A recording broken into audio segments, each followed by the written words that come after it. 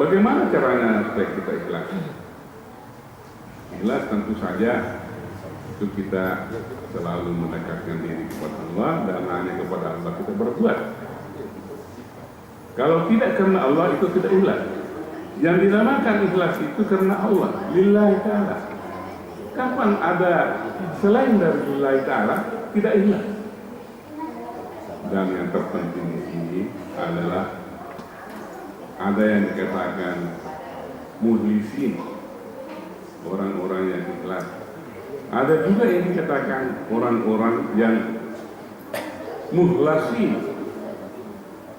Jadi ikhlas, mukhlisin, ada ikhlas, mukhlasin. Beda. Orang yang ikhlas berusaha untuk menjadi ikhlas lillahi. Tetapi orang yang mukhlasin itu diikhlaskan oleh Allah Subhanahu wa taala. Allah yang memberikan keikhlasan kepada orang itu. Contoh Nabi Yusuf pada waktu dia diarahkan oleh Suleha, diganggu oleh Suleha supaya dia melakukan perbuatan zina, dan juga Yusuf mau. Di situ Allah mengatakan Yusuf itu adalah hamba yang seperti diberikan keikhlasan. Jadi di situ berarti bahwa Allah mencegah Yusuf untuk melakukan sesuatu. Maka itulah yang dikatakan sebagai orang yang diikhlaskan oleh Allah. Inilah sebetulnya yang perlu kita capai. Ya, kalau belum bisa kita capai itu, kita capailah yang ikhlas-ikhlas biasa aja. Kalau kita sudah diikhlaskan oleh Allah, kita mau melakukan suatu perbuatan yang bertentangan dengan agama, lalu kemudian diingatkan kita oleh Allah atau dihindarkan dari perbuatan maksiat, itu adalah ciri-ciri orang yang mendapatkan keikhlasan dari Allah. Itulah dinamakan golongan orang-orang yang terpilih yang melakukan keikhlasan. Satu lagi, tadi ada mengabdi, ada menyembah. Di dalam bahasa Arab, Rabbi itu kalau kita menyatakan Rabb, Tuhan Allah, maka di situ adalah pengertiannya adalah bahwa Rabb itu adalah yang maha menciptakan. Dia menciptakan langit, menciptakan bumi, menciptakan manusia, menciptakan binatang, hewan, dan sebagainya. Jadi kita mengabdi kepada Rabb, kepada Tuhan yang menciptakan kita. Ada juga yang dikatakan ilah, la ilaha illallah. Tidak ada Tuhan yang disembah illallah. Nah, ilah di sini berarti penyembahan. La ilaha illallah. Tidak ada yang disembah. Bukan tidak ada yang diabdi, tapi tidak ada yang disembah illallah. Nah, itulah perbedaan antara Rabb dengan ilah. Jadi bisa dibedakan, jangan disamaratakan. Ya, tentu saja menyembah itu jelas juga mengabdi. Kalau mengabdi saja jadi santun ya. Saya rasa itu saya kasih. Assalamualaikum.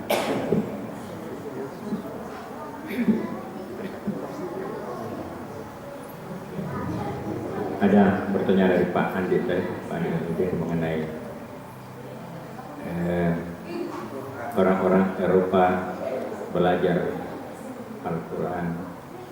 Saat itu memang Eropa masih dark age. Saya pernah juga menyaksikan ya, ada filmnya itu. Mudah-mudahan saya diputar ke sini. Jadi mereka sebenarnya tidak hanya belajar Al-Quran, mereka belajar bahasa Arab. Karena saat itu pengetahuan justru dibuat dari dalam bahasa Arab. Jadi sampai Al-Quran mereka juga belajar bahasa Arab karena ilmu pengetahuan terbukti dengan ilmu ukur, ilmu matematika oleh Syekh Algebra sampai sekarang kan masih dipakai. Dan angka itu orang Inggris mengakui juga Arabic number. Itu ada memang kemudian alchemistry, kimia. Jadi memang pernah zaman kemajuan itu hanya memang berintegrasi antara orang Arab dengan Yunani. Jadi filosof-filosof saat itu Ibnu Sina, Ibnu Sina, Ibnu Rus. Jadi Islam berkembang karena dia berinteraksi dengan orang-orang Yunani. Itu sampai berkembang. Tetapi kemudian ada fase di mana Islam mundur. Rupanya itu Sunnatullah kalau mengenai begitu. Sehingga sekarang ini kita setui bahwa negara-negara yang maju dalam ilmu teknologi itu orang Eropa dan Amerika, orang-orang Islam saat ketinggalan. Tapi suatu saat karena ada istilahnya siklus 7 abad, 7 abad nanti kemudian akan kembali lagi. Wallahu a'lam. Tapi memang saya pernah dapatkan juga memang mereka belajar karena saat itu mereka berada di Dark Age, di masa zaman kegelapan. Kemudian mengenai ban itu mungkin harus kita diskusi itu karena ban konvensional itu dia tidak mau tahu. Yang jelas kita berusaha dengan ban dia untung, kita yang rugi ini nasabah ini pasti yang kita rugi. Dia tidak mengenal rugi. Jadi itulah ada riba di situ. Sedangkan syariah itu bagi hasil bagi rugi. Hanya jangan sampai nama ya. Karena ada cerita yang tahu di bawah syariah berapa dia tahu itu. Akhirnya mati dalam ya. Jadi kita harus hati juga. Jangan sampai hanya namanya syariah. Ya. Iya. Ada cerita dalam faktanya. Ya di bawah minimal jadi haji ya, jadi. Tetapi mengenai ban milik pemerintah ini, kita kalau pegawai negeri Pak tidak bisa kita lepas dari ban. Ya, kita rata-rata ini hanya ada yang mengatakan ya bahwa kalau ban milik pemerintah itu karena itu uang keluarga kita, keluarga bangsa, katanya itu dihalalkan asal jangan berlipat-lipat. Karena yang dimaksud dengan riba itu berlipat-lipat dan ada pemaksaan untuk harus bayar. Jadi ada katanya yang pendapat juga itu yang menghalalkan untuk ban milik pemerintah karena itu uangnya uang keluarga kita, uang negara. Ini bangsa ini adalah uang rumah tangga kita. Kecuali swasta itu betul-betul sahamnya miliknya orang tertentu. Sedangkan kalau ban pemerintah itu termasuk milik kita. Untung aja kita juga ada yang berpendapat begitu. Tapi kalau Pak Halil yang menyuruh kita ke ban syariah ya, kalau sudah ada syariah sekarang ya mudah-mudahan kita bisa ke sana Pak ya. Jadi barangkali bisa didiskusikan khusus itu tentang itu. Ya. Ya, Bapak. Ya prakteknya yang masih. Ya. Ya, hanya prakteknya masih. Ya, yang maju itu justru Malaysia kalau ban syariah. Kita. Jadi itu mungkin terima kasih. Terakhir, Assalamualaikum warahmatullahi wabarakatuh. Tadi Pak Ismail Asnawi mengatakan bahwa surat ini berat.